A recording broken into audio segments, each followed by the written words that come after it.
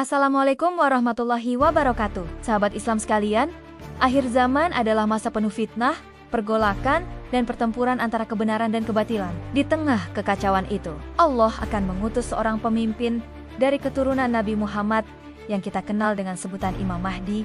Ia akan memimpin umat Islam menuju kemenangan, menegakkan keadilan, dan menghancurkan kezaliman. Namun, tahukah sahabat Islam bahwa di awal kemunculannya, Imam Mahdi akan memerintahkan eksekusi terhadap 5 orang tertentu? Siapa saja mereka? Mengapa mereka menjadi target utama? Dan bagaimana riwayat hadis menjelaskan hal ini? Mari kita bahas secara mendalam, lengkap dengan referensi sahih dan pandangan ulama klasik. Sahabat Islam, dalam banyak hadis, Nabi Muhammad menggambarkan bahwa dunia menjelang kemunculan Imam Mahdi akan dipenuhi kezaliman, korupsi moral, peperangan, dan krisis global. Rasulullah bersabda, akan memenuhi bumi ini kezaliman dan kesewenang-wenangan, maka Allah akan mengutus seorang laki-laki dari keturunanku. Ia akan memenuhi bumi ini dengan keadilan, sebagaimana sebelumnya telah dipenuhi dengan kezaliman. Hadis riwayat Abu Dawud dan Tirmidzi. Dalam sebagian riwayat disebutkan, umat Islam saat itu mengalami kekosongan kepemimpinan. Banyak penguasa saling berebut kekuasaan, bahkan ada yang mengaku sebagai pemimpin sah, padahal mereka hanyalah tiran yang memperbudak rakyat. Imam Mahdi akan muncul di Makkah, tepatnya di dekat Ka'bah, setelah terjadi peristiwa bayat paksa oleh para ulama dan orang-orang saleh. Menurut penjelasan sebagian ulama, dalam kitab Al-Fitan, karya Nu'aim bin Hamad, disebutkan bahwa Imam Mahdi di awal kemunculannya akan menegakkan hukum dengan keras, termasuk mengeksekusi para tokoh kezaliman yang menjadi penghalang dakwahnya. Setelah membunuh para pemimpin zalim yang menjadi sumber kekacauan di Makkah, Imam Mahdi tidak berhenti di situ. Ia akan melanjutkan langkahnya untuk menegakkan keadilan secara global. Namun, pembunuhan 5 orang ini menjadi titik balik yang membuat namanya semakin terkenal dan ditakuti musuh-musuh Islam. Mengapa 5 orang ini yang dibunuh oleh Imam Mahdi?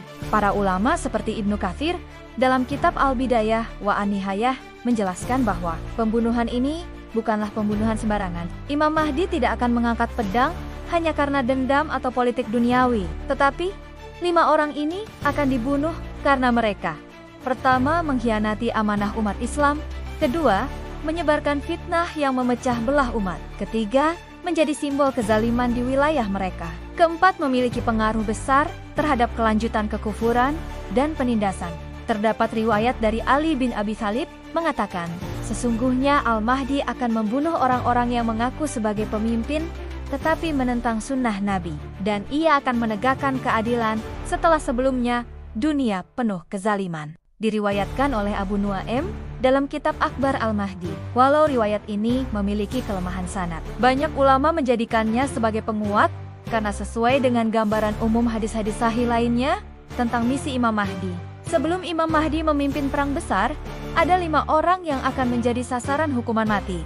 Lantas, siapa saja 5 orang yang akan dibunuh oleh Imam Mahdi? Pertama, pemimpin pasukan di Makkah yang menolak baiat. Tokoh ini adalah penguasa yang menolak baiat kepada Imam Mahdi. Mereka pasukan yang diutus untuk membunuh Imam Mahdi di Makkah. Mereka dikirim oleh penguasa yang menolak keberadaan Imam Mahdi. Allah akan membinasakan pasukan itu di padang pasir. Namun sebagian yang selamat akan dieksekusi. Sebagaimana Rasulullah bersabda, sebuah pasukan akan dikirim untuk memerangi seorang lelaki dari keturunanku, lalu mereka dibinasakan di padang pasir. Hadis riwayat Abu Dawud.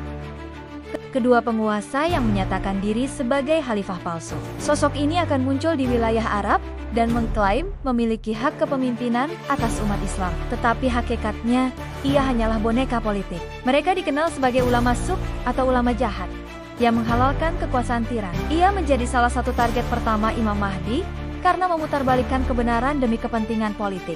Imam Mahdi akan memerintahkan agar ia dibunuh di hadapan rakyatnya sebagai peringatan kepada yang lain. Ketiga, pemimpin Yahudi di Timur Tengah yang memimpin serangan awal. Berdasarkan hadis sahih dalam Sahih Muslim, kaum Yahudi akan menjadi salah satu kekuatan besar yang memerangi Imam Mahdi di akhir zaman, terutama menjelang pertempuran besar di Palestina. Salah satu pemimpin militernya akan terbunuh di awal perlawanan. Sebagaimana Rasulullah bersabda, kiamat tidak akan terjadi hingga kaum muslimin memerangi orang-orang Yahudi. Hadis riwayat Muslim. Keempat gubernur yang menindas kaum muslimin di Syam. Imam Mahdi akan membersihkan pemerintahan Syam dari pejabat yang menjadi antek kekuatan asing. Tokoh ini disebut dalam riwayat sebagai As-Sufyani. Meskipun sebagian ulama berbeda pendapat, apakah ia akan dibunuh langsung oleh Imam Mahdi atau oleh pasukannya? Kelima tokoh murtad yang menyebarkan fitnah akidah. Dalam sebagian riwayat, disebutkan bahwa di awal kepemimpinannya, Imam Mahdi akan membunuh seorang pemimpin kelompok sesat yang mengaku sebagai nabi atau imam yang setara dengan beliau. Hal ini sesuai dengan sabda Nabi.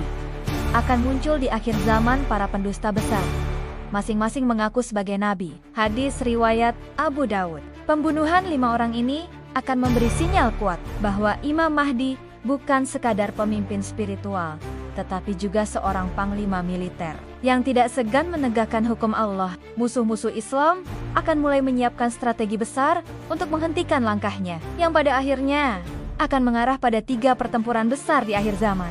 Hadis yang menjelaskan tentang jumlah 5 orang ini tidak secara eksplisit disebutkan dalam kitab hadis utama, seperti Sahih Bukhari dan Muslim. Namun indikasi eksekusi tokoh-tokoh besar di awal kepemimpinan Imam Mahdi sangat kuat dalam berbagai riwayat. Hadis sahih yang menjadi rujukan adalah, akan ada seorang khalifah dari umatku yang akan memerangi orang-orang yang menyeleweng dari sunnahku.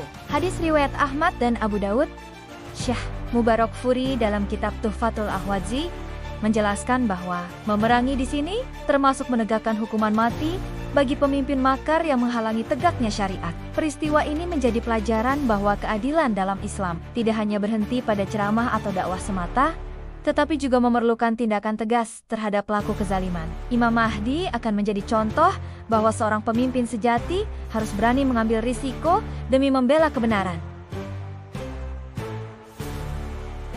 Sahabat Islam sekalian, kisah ini bukan sekadar cerita tentang 5 orang yang akan dibunuh Imam Mahdi. Ini adalah peringatan bahwa di akhir zaman tidak ada kekuasaan, jabatan, atau harta yang bisa menyelamatkan seseorang dari keadilan Allah.